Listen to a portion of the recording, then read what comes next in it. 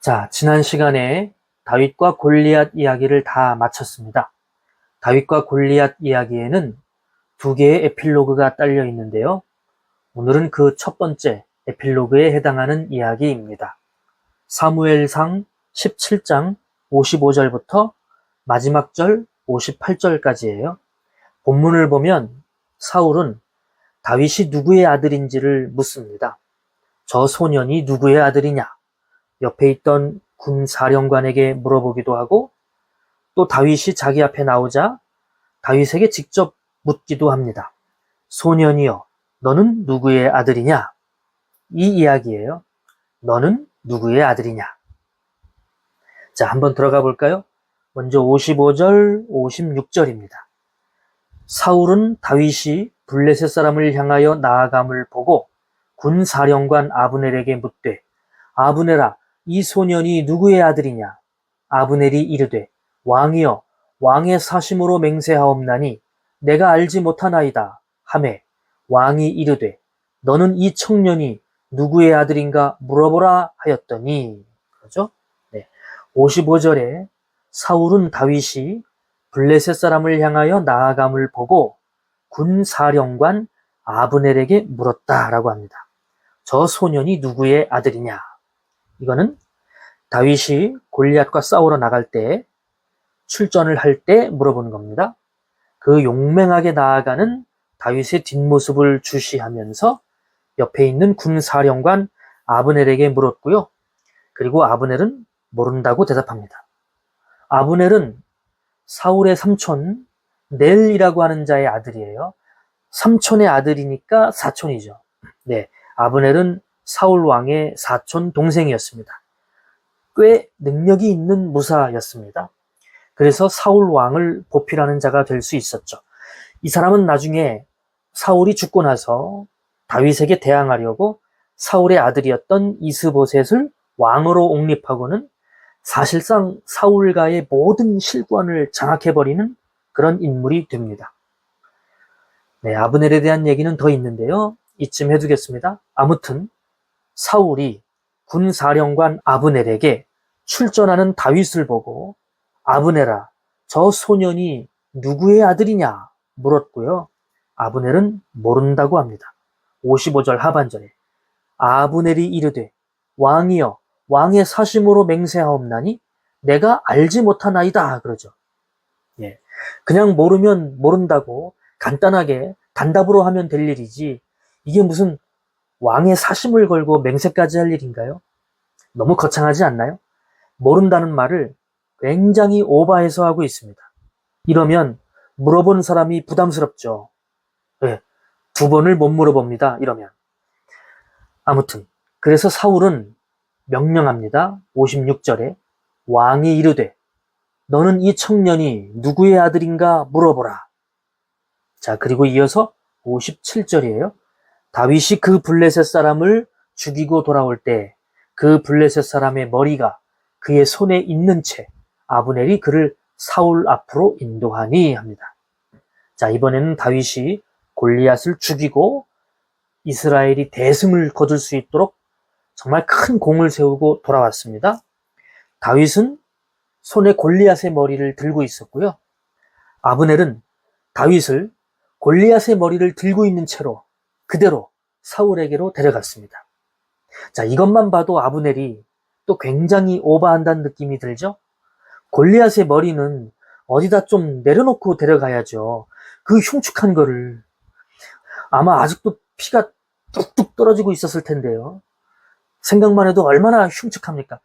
골리앗의 머리를 들고 있는 채로 그대로 데려가면 그거 어쩌자는 건지 모르겠네요. 사울의 질문이 그렇게 긴급한 질문인가요? 사울에 대한 충성이 너무 과하죠. 예, 과잉 충성이에요. 이 아브넬의 행동은 좀 웃긴 것 같습니다. 오바예요. 이런 사람이 꼭 있습니다. 윗사람에 대한 처세를 잘 하는 것이겠죠? 예, 그래도 아무튼 오바입니다. 58절이에요. 사울이 그에게 묻되, 소년이여 누구의 아들이냐 하니 다윗이 대답하되, 주의 종 베들레헴 사람 이새의 아들이니이다 하니라. 이제 사울이 다윗에게 직접 묻습니다. 소년이여 누구의 아들이냐? 그리고 다윗이 대답합니다. 저는 주의 종 베들레헴 사람 이새의 아들입니다. 예, 또 나왔네요. 베들레헴 사람 이새의 아들, 이 문구요. 지금 솔직히 다윗이 베들레헴 사람 이새의 아들이다, 이거를 몇 번째 읽었는지 모르겠습니다. 이거 시험에 나오면 꼭 맞추세요.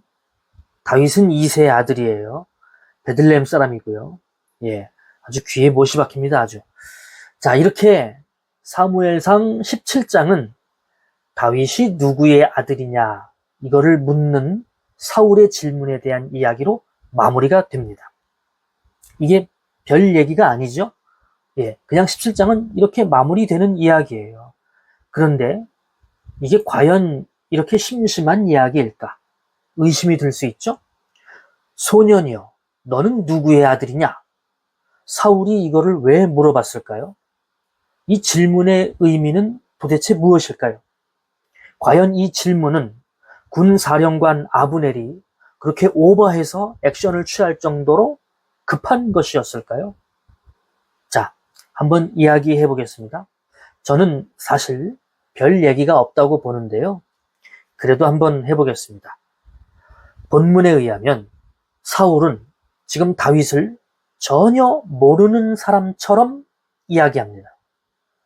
그렇죠? 이건 확실히 이상한 부분이긴 해요.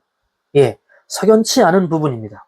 왜냐하면 앞에 16장 14절부터 23절에 의하면 다윗은 이미 사울의 전속 부관으로 임명되었거든요. 그래서 다윗은 사울의 무기 드는 자가 됩니다. 말씀드렸던 것처럼 이거는 왕의 오른팔이 되었다는 얘기예요. 그리고 사울이 악령에 의해서 괴로움을 당할 때 다윗은 사울을 위해서 수금을 타는 음악 치료사의 역할도 했어요. 그래서 다윗은 사울의 큰 사랑과 총애를 받았다고 분명히 그렇게 말했습니다. 그런데 지금 이 이야기는 너무 이상하죠. 사울이 다윗을 모르고 있어요. 아브넬한테 물어보니까 아브넬은 한술 더 떠요. 왕이여, 왕의 사심으로 맹세하옵나니 내가 알지 못하나이다, 그럽니다. 그러니까 이게 왜 그러냐 하는 겁니다. 이 17장은 앞에 16장의 이야기를 전혀 이어받지 못하고 있어요. 16장과 17장은 서로 연계가 되지 않는 그런 이야기입니다.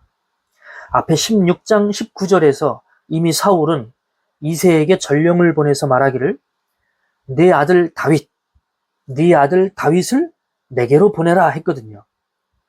16장 22절에서 한 번 더 다윗을 내 앞에 모셔서게 하라. 그가 내게 은총을 얻었느니라. 그렇게 말합니다. 그렇죠? 16장에 의하면 다윗은 이미 사울 왕궁으로 받아들여졌고 그래서 왕궁에 머물러 사는 전속 직원이 된 겁니다. 근데 뒤에 18장 2절에서는 또 얘기가 달라져요. 거기 보면 다윗이 골리앗을 죽인 뒤에 사울이 그제야 비로소 다윗을 자기 집으로, 자기 왕궁으로 받아들이는 것으로 나옵니다. 18장 2절을 확인해 보면 이렇게 말해요. 그날에 사울은 다윗을 머무르게 하고 그의 아버지의 집으로 다시 돌아가기를 허락하지 않았다. 이렇게 말해요. 이 16장과 17장 그리고 18장도 그렇고요. 이 서사의 매끄럽지 못한 연계, 단락들 간의 불연속성, 이것이 의미하는 것이 무엇일까요? 사실 어려운 문제가 아니에요. 굉장한 이슈가 있는 것처럼 지금 이야기를 끌고 왔지만 사실 어려운 문제가 아닙니다. 간단해요. 지지난 시간에 말씀드렸던 것처럼 16장과 17장의 이야기는 한 통의 이야기가 아니에요. 적어도 2개 이상의 이야기가 편집된 것입니다. 이해되시죠? 다윗이 어떻게 해서 사울의 궁전에 들어가게 되었는지를 알려주는 전통이 몇 개 있었고요. 그런 전래 민담들을 엮을 때 이 편집자가 그리 정교하지 못한 편집으로 묶은 것이겠죠. 아마 편집자는 이런 부분들이 그리 크게 문제가 되지 않는다고 생각한 것일 수도 있고요. 어쨌든 여러 개의 전통들을 크게 수정하지 않고 한데 엮어놓은 투박한 서술이다. 이렇게 볼 수 있습니다. 자, 이렇게 보는 것이 가장 자연스러운 관점이고요. 사실 이게 맞습니다. 별 얘기가 아니지만, 심심한 이야기지만 이렇게 보는 것이 가장 합리적인 해석으로 보입니다. 그런데 이 본문에 대한 또 다른 흥미로운 관점도 있습니다. 그거를 잠깐 소개해 드릴게요. 자, 지금 이 해석은 그냥 한번 들어보세요. 소개만 해드리겠습니다. 그러니까 이 해석이 맞다는 게 아니에요. 그냥 흥미로운 이야기라서 소개해 드리는 거예요. 너무 뇌리에 남을 필요는 없는 그런 얘기인데요. 그냥 한번 듣고 마시면 됩니다. 자, 얘기해 볼게요. 다윗이 누구의 아들이냐? 라는 두 차례 사울의 질문은 어쩌면 그가 가진 극도의 불안과 스트레스에서 나온 히스테리컬한 반응이었을 것이다. 그의 질투와 분노였을 것이다. 이런 해석이 있습니다. 이 관점으로 얘기해 보겠습니다. 보세요. 사실 사울은 다윗을 아주 잘 알고 있었습니다. 그렇죠? 그가 다윗을 모를 리가 없지요. 그런데 그는 다윗이 골리앗을 쓰러뜨리고 돌아오자 승리의 기쁨보다는 자신의 자리가 벌써 위협받는다는 불안과 스트레스를 먼저 겪었을 것입니다. 이순신 장군이 큰 전공을 세울 때마다 가장 불안해했던 사람이 선조 임금이었던 것처럼 지금 사울이 그런 거예요. 백성의 민심이 다윗에게 쏠리는 것에 대한 불만과 불안입니다. 사무엘상 14장에서 사울은 자기 아들 요나단이 혼자서 블레셋 부대를 휘저으면서 다 쳐부수고 돌아왔을 때에도 기뻐하지 않았어요. 그때에도 큰 공을 세운 요나단을 치하하기는커녕 오히려 그를 죽이려고 했거든요. 그러니까 그런 도식으로 지금 이 이야기를 이해할 수 있다는 거예요. 앞에 14장에서 요나단이 적군을 크게 섬멸할 때 사울은 저자가 누구냐? 이런 식으로 말하거든요. 이 요나단의 이야기가 바로 다윗에게 들이우게 될 어두운 그림자를 미리 암시했던 것이죠. 사울은 누군가가 등장해서 큰 성공을 거두면 스트레스를 받고 힘들어했습니다. 큰 전공을 세운 사람을 질투의 눈으로 여겨보고 분노했어요. 사울은 늘 이런 문제로 극도의 스트레스를 겪었어요. 자, 사울의 이런 정신적 스트레스를 생각하면 다윗에 대한 이 질문은 분명히 다윗에게 빼앗긴 주도권에 대한 불만의 표시일 수 있는 것이죠. 네가 누구의 아들이냐? 이 질문은 비난이에요. 신문하는 거죠. 그러니까 사울은 이렇게 말하는 것이라는 얘기입니다. 네가 도대체 누구의 아들이기에 그렇게 제멋대로 행하느냐? 이거라는 거예요. 이 해석을 주장하는 학자는 18장 1절에서 자기 주장이 뒷받침된다고 보고 있어요. 거기 보면 다윗과 사울이 대면한 그 자리에 사울의 아들 요나단도 함께 있었습니다. 그때 요나단과 다윗은 서로의 마음이 연결되었음을 느꼈다 그럽니다. 이 둘은 사울로 인한 같은 피해 감정을 서로 공유하고 있었기 때문이라는 거예요. 그러니까 이 두 사람은 둘 다 믿음으로 용기를 발휘하고 여호와를 의지해서 적들을 죽이고 이스라엘을 구원한 사람들이에요. 그런데 그거를 나라의 왕이었던 사울에게 전혀 그 업적을 칭찬받지 못하고 오히려 맹렬한 비난만 받았다는 거죠.